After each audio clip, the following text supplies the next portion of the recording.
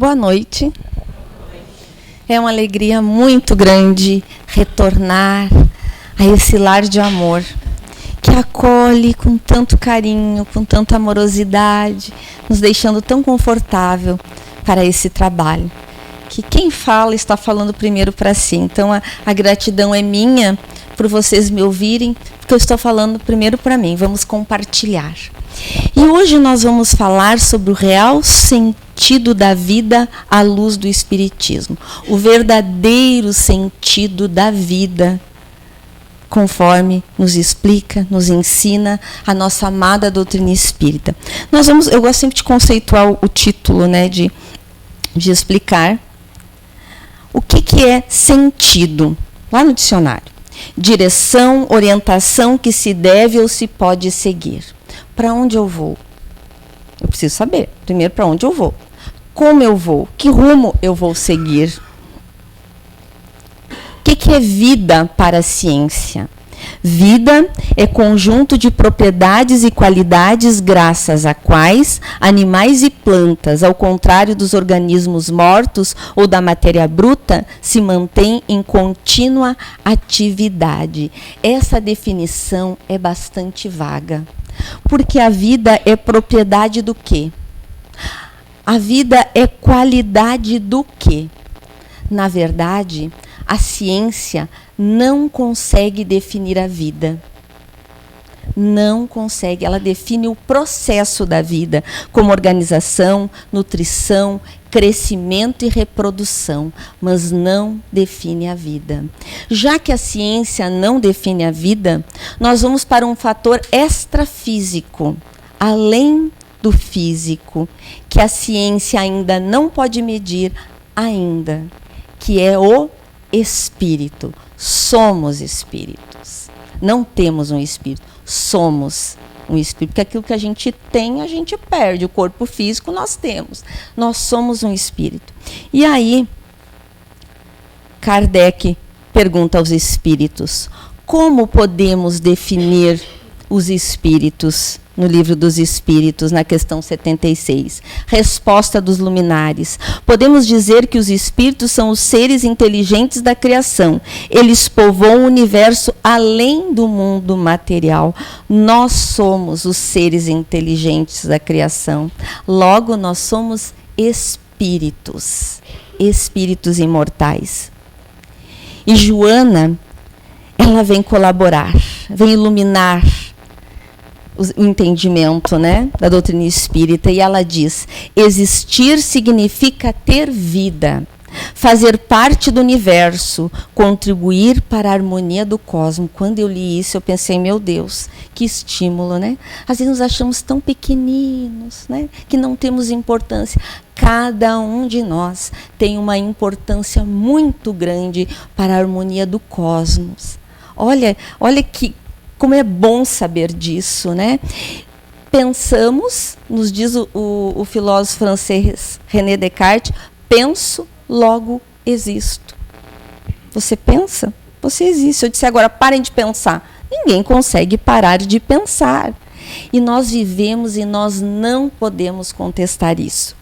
E viver de Joana de Ângeles é mentora do Divaldo Franco, conhecido médium baiano. Ela estudou 50 anos psicologia no mundo espiritual e nos traz, além de muitos livros, ela traz uma série de livros da psicologia espírita. E ela nos diz que a humanidade possui um desafio muito grande. Nós buscamos viver. E tal conquista desse viver não se dá diante da acomodação. Vocês sabem aquela música, deixa a vida me levar, vida leva eu. Já ouviram? Eu canto maravilhosamente bem, né? Não funciona. Não dá para deixar a vida levar. A vida é luta diária e todos nós sabemos que cada um de nós que aqui estamos temos as nossas lutas, desafios na vida que precisamos acordar cedo e irmos à luta. Não é acomodação. E ela nos diz que nós precisamos de objetivos. Precisamos buscar o sentido de viver. Nos diz Joana que esse sentido de viver é uma força inata. O que é essa força inata? É intrínseco, faz parte de nós. Assim como a fé, eu posso até dizer, não tenho fé, mas ela está em nós. E nós vamos desenvolvê-la. A bondade, enfim, todas as virtudes. Então, esse sentido de viver é bem claro, é inato. Só que nós não podemos dar ao outro. É um sentido que nós precisamos buscar. Nós precisamos. Cada um de nós está num tempo evolutivo. Cada um de nós tem a sua caminhada. Nós somos uma individualidade. Ninguém é igual a ninguém. Pode ser parecido, mas igual nunca. Então, cada um no seu tempo. Mas nós podemos ser inspiração para os outros. Podemos inspirar o outro a encontrar o seu sentido de viver.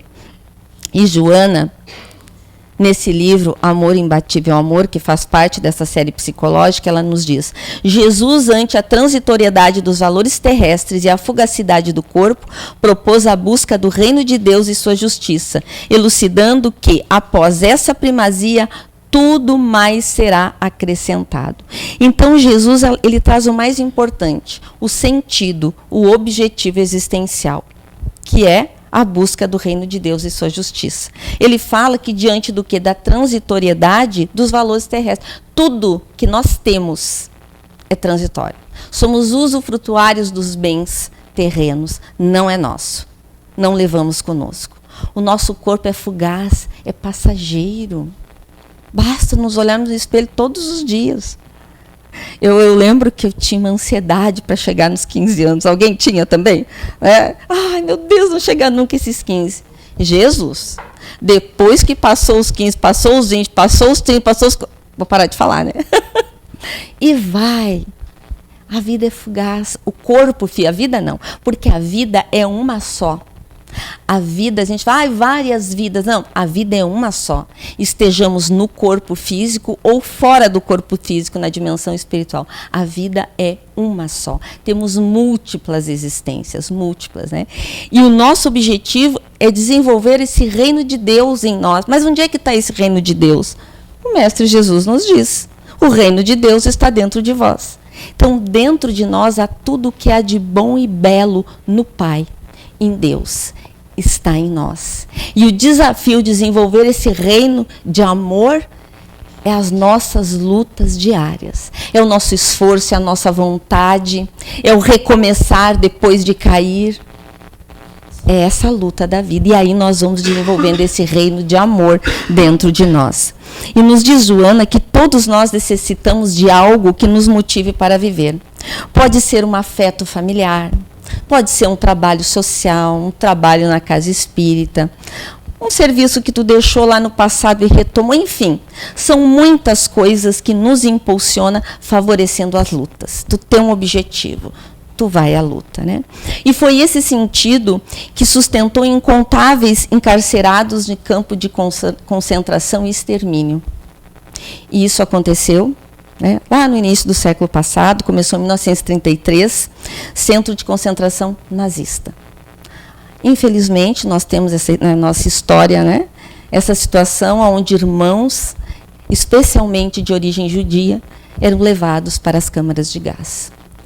Como encontrar um sentido num lugar desesperador?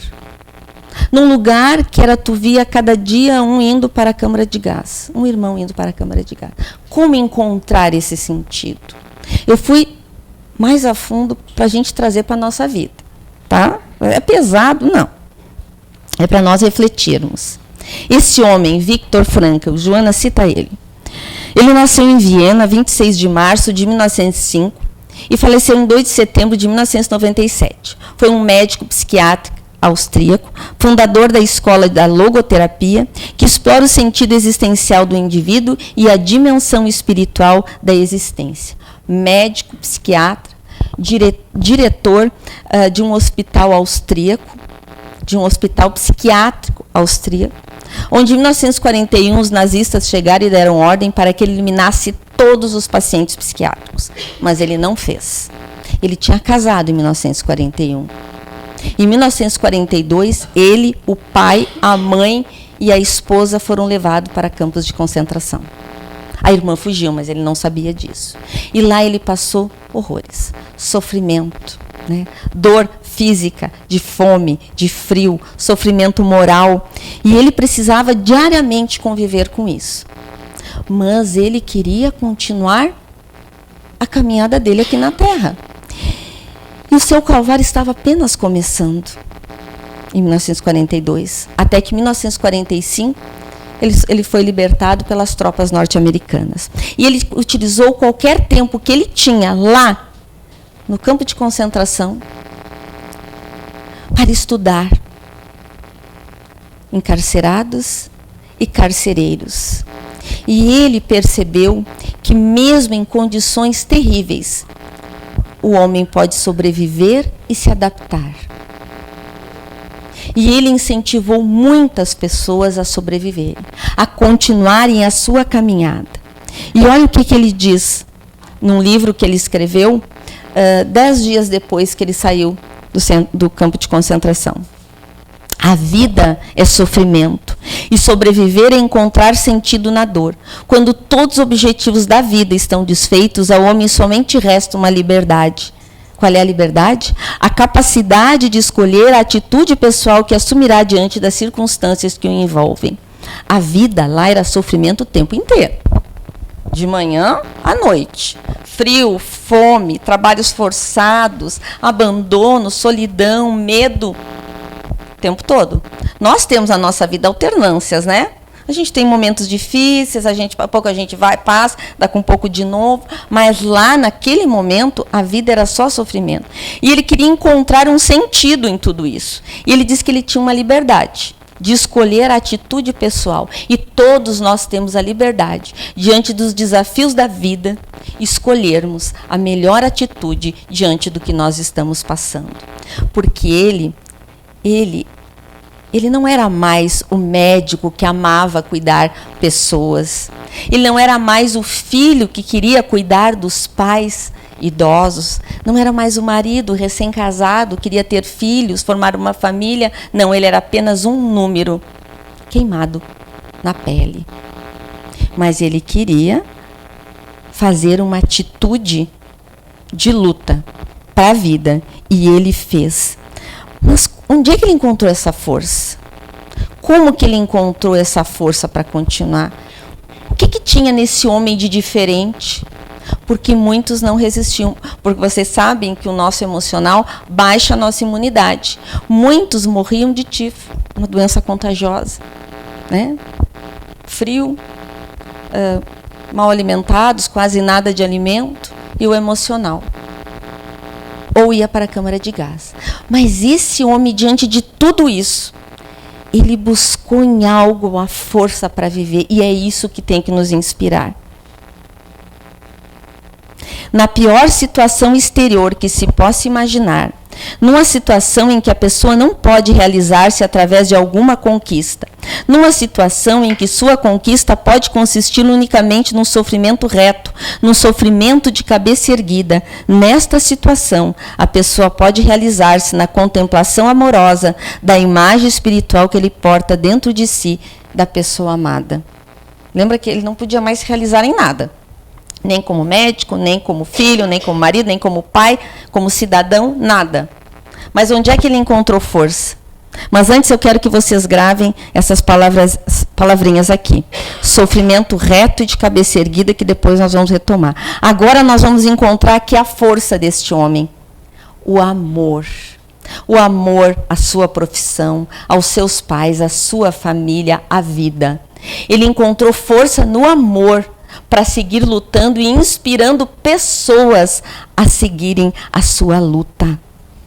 Foi assim que ele conseguiu, através do amor que ele portava dentro de si. E todos nós somos portadores desse amor, porque a nossa essência é divina. Lembre, o reino de Deus está dentro de nós. Na sua fé, porque ele era um homem de fé, ele encontrou no amor forças. E olha o que a Joana de Ângelo nos diz a respeito disso. Assim como o ar é indispensável para a existência orgânica, o amor é o oxigênio para a alma, sem a qual a mesma se enfraquece e perde o sentido de viver.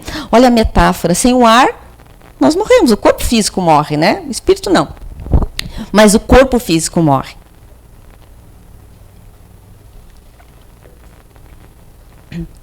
E ela está fazendo uma metáfora do amor, é o oxigênio da alma. Então foi esse amor que motivou esse homem e ele não perdeu o sentido de viver. Ele não se enfraqueceu, ele se fortaleceu através desse amor. E aí vamos para o Evangelho segundo o Espiritismo, que confirma mais ainda a fala do Viktor Frankl. O homem pode suavizar o amargor de suas provas conforme o modo por que encare a vida terrena. Nós podemos suavizar as provações da vida, a maneira que nós olhamos. Se nós nos colocamos como vítimas, tudo vai ficar mais intenso. Nos diz os Espíritos que sofremos quando nós ficamos contando o tempo do sofrimento. Eu acho que até já disse isso aqui, mas vou repetir de novo. Faz tempo que vocês não me veem, né? Nem lembram. Quando a gente está passando por um grande desafio, um dia parece uma semana, não é? Uma semana parece um mês parece um ano. Todos nós, eu já passei por isso. Mas se a gente ficar contando o tempo, ele fica muito mais pesado. Mas quando nós temos a consciência que isso vai passar, e essa experiência não é punição divina, é o amor divino nos colocando situações para que a gente possa desenvolver o amor que é em nós. Olha que importante isso. Para nós desenvolvermos o amor que habita em nós. Lá, no campo de concentração, as pessoas iam para o fio, no desespero. O que era o fio? Era uma cerca elétrica. Mais uma, desculpe. Acho que está calor, né? Vai secando.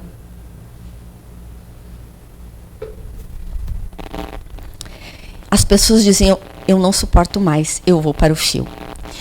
E um homem, uns 40 anos mais ou menos, disse para o Victor, essa noite eu vou para o fio. E o Victor perguntou para ele, mas por que tu vais para o fio? Porque eu não espero mais nada da vida. E o Victor disse para ele, não é o que tu esperas da vida, é o que a vida espera de ti. Vamos trazer o que Jesus espera de nós. E aí, como o amor tocou a vida do Victor para ele continuar a caminhada, encontrando forças, porque ele sabia que, com certeza, o pai, e foi verdade, o pai, a mãe e a esposa foram para a câmara de gás. Mas não importava para ele, porque não era a presença física deles, era o amor que ele tinha por eles. A pessoa pode não estar mais do nosso lado, foi embora por escolha, desencarnou, mas o amor verdadeiro, ele alimenta a alma e dá esse sentido de viver. E aí ele foi tocar no coração desse homem e disse a ele, perguntou a ele, o que tu deixaste lá fora? Quem ou o quê? E tocou esse homem, de repente, porque ele estava tão focado no sofrimento dele que ele não pensava mais nada. Ele queria sair daquele corpo. Ele não aguentava mais o sofrimento e as dores. E aí ele lembrou que ele tinha um filho de 11 anos. E ele chorou. E aí o Victor disse para ele, por amor ao teu filho, não faça isso. Mesmo que daqui 1 minuto tu vá para a câmara de gás, o teu filho vai saber que tu lutaste por ele. E isso vai importar na vida dele todinha aqui na terra. E ele não foi para o fio. Depois um segundo homem, a mesma coisa, ele fez a mesma pergunta. E ele diz, eu sou um cientista, escrevo livros. E o Victor perguntou, e tu já terminaste a tua obra? Ele, de maneira alguma eu terminei. Tenho muito para fazer. Então, por amor à tua obra, à ciência, aos jovens, luta um pouco mais, porque mesmo que tu vá daqui 1 minuto para a câmara de gás, o mundo vai saber que tu lutaste para concluir a tua obra. E ele não foi para o fio, porque ele foi tocado no amor. E o amor toca as vidas. E eu quero dizer para vocês que eu sou esse amor que impediu a minha mãe de cometer suicídio. Eu pensei muito em falar ou não, mas quando eu fui convidada para fazer esse trabalho, o espírita se emociona, viu? Espírita chora, depois nós vamos ver. E fui convidada para uma casa porque setembro é o mês de valorização da vida, né? Mas a gente tem que falar todo o tempo. E eu nunca, gente, em todos esses anos, eu estou há 23 anos da doutrina espírita, eu nunca pensei em fazer esse tema, porque é difícil. E quando eu fui fazer, eu me dei conta neste trabalho, e eu agradeço a espiritualidade. Porque às vezes, né, julgamos o depressivo, nós julgamos a pessoa que não levanta da cama. E eu dizia às vezes, na minha ingenuidade, na minha juventude, na minha imaturidade, eu dizia: mãe, levanta da cama, o sol está brilhando lá fora. Tu não tem tudo, mas tu tem o necessário, eu estou aqui. Meus amigos, não é assim. São dores que a gente não tem noção. Só quem passa sabe a dor no seu mundo interno. E não tem essa de quem ameaça não faz, que é chantagem, não. Acolham, amem. Vocês não vão mudar o ente querido. Eu aprendi na minha vida. Mas tu vai poder ser aquela pessoa que acolhe, que faz o possível, sem expectativas, porque cada um tem o seu tempo, cada um tem as suas dificuldades. Mas ela não cometeu suicídio. E conhecemos a doutrina espírita.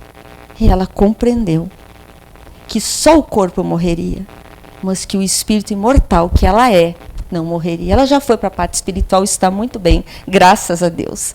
Então eu divido isso com vocês, porque eu sei quantos aqui conhecem ou tem algum familiar que está passando ou passou. E mesmo que ele tenha feito esse ato, orem e o amem e o perdoem. E quando eu estava preparando esse tema, eu estava lá na nossa casinha pequenina, mas como disse, como aqui essa amorosidade, aqui lá nós temos também, eu fui lá na nossa pequenina biblioteca, ganhamos uns livros. Antes de um trabalho, eu queria ficar quietinha, concentrada, sempre carrego um livro comigo, não levei. Fui lá, peguei aleatoriamente, que não era. E abri neste livro, mais perto, que eu não conhecia, do Chico. E abri nessa página, gente, incrível. Aos quase suicidas. Sim, diz Emmanuel, é a dor fulminativa, a dor largamente suportada, aquela que se te acumulou no coração, qual represa de fogo e fel, e aquela outra que sempre temeste, que chegou por fim à maneira de tempestade, arrasando-te as forças. Então ele diz: sim, eu compreendo, é uma dor fulminativa, aquela que vai te corroendo. Ele disse que ele compreende. Ou aquela que tu estava esperando, mas sempre achava não vai acontecer, e aconteceu, e é desesperador. E ele continua no livro dizendo: sim, eu compreendo essas agonias indizíveis. Por que indizíveis? Diz ele, porque dicionário nenhum consegue traduzir o que vai no mundo interno dessa pessoa que está passando por essa dor terrível. E ele diz assim: eu compreendo em nome de todos que o amam, na dimensão espiritual ou aqui na Terra. Eu compreendo, porque nós não estamos sozinhos, nós temos um anjo da guarda, nós temos amigos, amores, a gente acha que não é amado, mas é. E temos uma família espiritual que vibra por nós, que quer a nossa vitória, que ora por nós. Por isso as nossas preces diárias, para conseguirmos receber essas energias amorosas, essa inspiração para seguirmos a luta. E segue Emmanuel dizendo que compreende essa extrema angústia e pede um pouco mais de paciência. Aquele que estiver pensando, espere um pouco mais, com paciência e com coragem. Porque aquele momento vai passar. E aí nós vamos para o Evangelho segundo o Espiritismo, que nos diz exatamente o que o Emmanuel, aliás, está, né, ilustrando o que nos diz o Evangelho segundo o Espiritismo. Coragem, amigos. O Cristo é o vosso modelo. Sofreu mais que qualquer um de vós e nada tinha de que se acusar, enquanto tendes a expiar o vosso passado e de fortalecer-vos para o futuro. Sede, pois, pacientes, sede cristãos. Esta palavra resume tudo. Coragem. Não preciso dizer o que Jesus passou. É o Espírito mais perfeito que veio à Terra. que veio por amor a nós e tudo que ele passou. Ele não devia nada. E nós, como espíritos imperfeitos ainda, que infringimos as leis divinas que estão gravadas na nossa consciência, temos a oportunidade de estarmos novamente aqui na reencarnação para repararmos. Então, tudo aquilo que a gente está passando, a gente tem forças. Jamais Deus nos mandaria aqui para a Terra para passar por experiências para trabalharmos em nós esse reino de Deus, repetindo novamente, se nós não tivermos forças para enfrentar. Por isso, coragem, paciência, espere mais um pouco. Lembrando, meus amigos, que é sempre bom a gente lembrar do 188, que é o CVV, o Centro de Valorização da Vida. Quando alguém estiver numa madrugada ou em algum momento da vida, do dia, num desespero e não tiver com quem falar, liguem para esse número que eles são preparados para acolher. CVV 188, tá? Lembrando disso. Aí vamos ver o que Leon Denis, no livro O Problema do Ser, do Destino da Dor, ele nos diz: os motivos de suicídio são de ordem passageira e humana. As razões de viver são de ordem eterna e sobre-humana. Então, as razões que nos levam a querer sair do corpo antes do tempo são de ordem passageira e humana. Passam. Basta olharmos para trás. Quando a gente está vivendo um momento doloroso, olha para trás. Já passamos. A gente esquece ou não sente naquela mesma intensidade, mas aquilo serviu para nos fortalecer hoje, para nós enfrentarmos esse momento. Olhem para trás e lembrem, eu já passei por dificuldades. E eu vou vencer mais essa, porque eu não estou só na caminhada. Bem-aventurados os que choram, porque serão consolados. Por isso que eu perguntei para vocês, espírita chora? Eu sou a maior chorona. Gosto muito de sorrir, mas as lágrimas, lágrimas de alegria, se fico triste, mas como é que eu estou chorando? É com revolta, com queixas, me sentindo um coitadinho, uma coitadinha. Ninguém é vítima aqui na Terra, ninguém. Então é a maneira como eu choro. Nos diz os Espíritos que sem a certeza da vida futura, essa máxima lá no Evangelho seria um engodo, seria um contrassenso. Somente a reencarnação nos explica os sofrimentos humanos e as injustiças sociais. Somente a reencarnação. Quando eu li pela primeira vez, já contei aqui também, né? O Nosso Lar, aos 16 anos, eu entendi tanta coisa que eu não entendia. A reencarnação é a bondade divina nos permitindo recomeçar. Mas além desse recomeço pela reencarnação, nós temos cada dia que amanhece a oportunidade de fazermos diferente o que estamos fazendo ao longo da nossa caminhada. Cada dia que amanhece, cada novo dia é uma nova oportunidade. E a esse respeito também, nos dizem os Espíritos, o Espiritismo nos mostra o objetivo dos sofrimentos, apontando-os como crises salutares que produzem a cura e como meio de depuração que garante a felicidade nas existências futuras. O objetivo do sofrimento apontando como crises, aquilo que a gente está passando são crises saudáveis, não a nosso ver, a gente acha que não é, né? Mas que vai promover a cura, vai depurar. Vamos drenar os males que nós fomos registrando no nosso perispírito, né? O perispírito é o nosso corpo espiritual, rapidinho, né? Quando peri, em torno do espírito, é a nossa roupagem que nós nos apresentamos no mundo espiritual.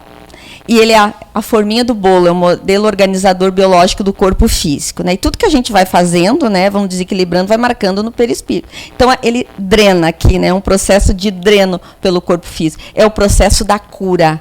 Mas será que a cura é do corpo, que às vezes é uma doença grave? Não. A cura, a verdadeira cura é a da alma. Às vezes não é do corpo. Nós vamos desencarnar por aquele motivo. Mas conforme eu enfrento esta situação, aí que vai se dizer, estamos curando a alma.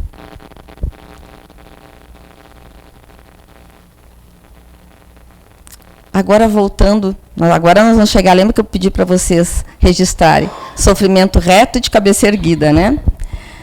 O que eu li para vocês antes está no Evangelho segundo o Espiritismo, capítulo 6, item 4.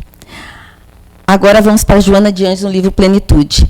As reações de ira, violência e rebeldia ao sofrimento mais o ampliam, pelo desencadear de novas desarmonias em áreas antes não afetadas. Quando eu me revolto por aquilo que eu estou passando, eu vou promover mais desequilíbrio. Às vezes é psíquico. Às vezes eu promovo um equilíbrio psíquico. Meu, me desequilibro e desequilibro os meus, aqueles que estão comigo. Se eu me revolto, se eu me rebelo diante das situações que eu estou enfrentando. É natural que no primeiro momento a gente sinta, né? É humano, ficamos tristes, ficamos chocados, mas depois nós vamos refletindo o que eu posso fazer para resolver isso. Vamos à luta. É isso que Jesus espera de nós. Como eu falei desde o início, luta, né? Agora vem, a resignação dinâmica, isto é, a aceitação do problema como atitude corajosa de o enfrentar e remover-lhe a causa, representa avançado passo para a sua solução. O que é a resignação dinâmica? Bom, eu aceito, mas não é eu me acomodo, é aquilo que eu falei, eu vou à luta. Essa é uma resignação ativa, dinâmica. E o que eu posso fazer?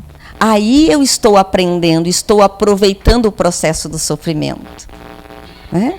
E às vezes precisamos sim, gente, de ajuda médica, do psiquiatra, porque nós desequilibramos quimicamente os nossos neurotransmissores com as nossas emoções. Precisa da terapia, porque eu falo e faço uma catarse, e acima de tudo, estamos numa casa espírita, precisamos do amparo espiritual. Não gosto nem de falar a palavra tratamento espiritual, porque as pessoas pensam que pode dispensar o outro. É o conjunto.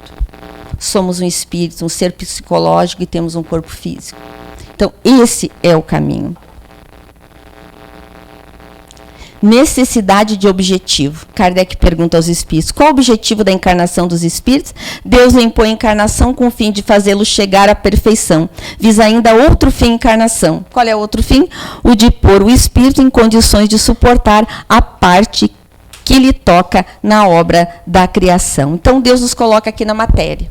Mas por que eu preciso vir para o corpo físico? Precisamos. Porque, vamos dizer assim, que eu tenho uma dificuldade com alguém. Um atrito muito grande, um ódio muito grande. Retorno para o mundo espiritual. Daí eu entendo, não, mas eu preciso perdoar. Agora eu entendi. Mas a gente precisa vir para o teste aqui na Terra. A gente vem com o véu do esquecimento, não com o muro do esquecimento, vem com o véu do esquecimento. Trazemos tendências. Nós precisamos estar aqui no corpo para que nós possamos desenvolver e enxergar a perfeição relativa, que absoluta, total é Deus. Mas Jesus chegou a um nível maior dessa perfeição, mas não absoluta, absoluta é Deus. E nós um dia chegaremos lá. E esse é o caminho de todos nós. E nós também somos responsáveis pelas construções, nós somos coautores. Nós somos responsáveis pelas construções espirituais e materiais. Nós temos compromisso com nós mesmos, com o nosso próximo, e o nosso próximo envolve tudo, a natureza e tudo que compõe a natureza. Então, nós temos responsabilidade, nós somos co-criadores. E aí, vamos lá no livro dos médiuns. Deus quis que os espíritos se voltassem para os interesses da alma, o aperfeiçoamento moral do homem, eis aí o fim objetivo da vida. É esse aperfeiçoamento moral, o desenvolvimento das virtudes que nós estamos aqui. E nós somos capazes, nós podemos. Às vezes a gente diz, paciência, estou longe dela. É um exercício. Hoje eu não consegui, mas eu me dei conta. Isso é a melhor coisa. É nos darmos conta que a gente é impaciente, que a gente é intolerante. A gente não vai saindo sendo paciente, intolerante. Às vezes não vai ser nessa, mas é um começo, já estamos refletindo. Antigamente não nos dávamos conta. Esse é o caminho. E quando nós nos encantamos só com a vida material, né? Nós viemos, temos o véu do esquecimento, mas vamos nos encantando. É necessário o material? Claro que é, nós precisamos. Mas quando a gente busca a nossa felicidade apenas no material, o que acontece? O vazio existencial. E aí o Viktor Frankl nos diz, nesse mesmo livro, Em Busca do Sentido, o ser humano, quando frustrado na sua busca de sentido, pode ocorrer uma sensação de vazio existencial, resultante da carência de valores existenciais. Aí todo mundo quer ter projeção social, quer ter uma família ditosa, né, quer ser reconhecido. Tudo bem? O problema é que nós vamos em busca, hoje está tudo meta, né? Bate meta, tem que ter a meta, né? Aí a pessoa vai correndo, luta para chegar naquela meta.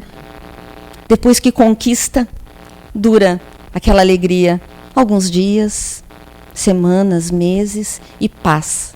Se fosse realmente uma felicidade verdadeira, não passaria. Então a verdadeira felicidade não está aí, está no nosso autoconhecimento.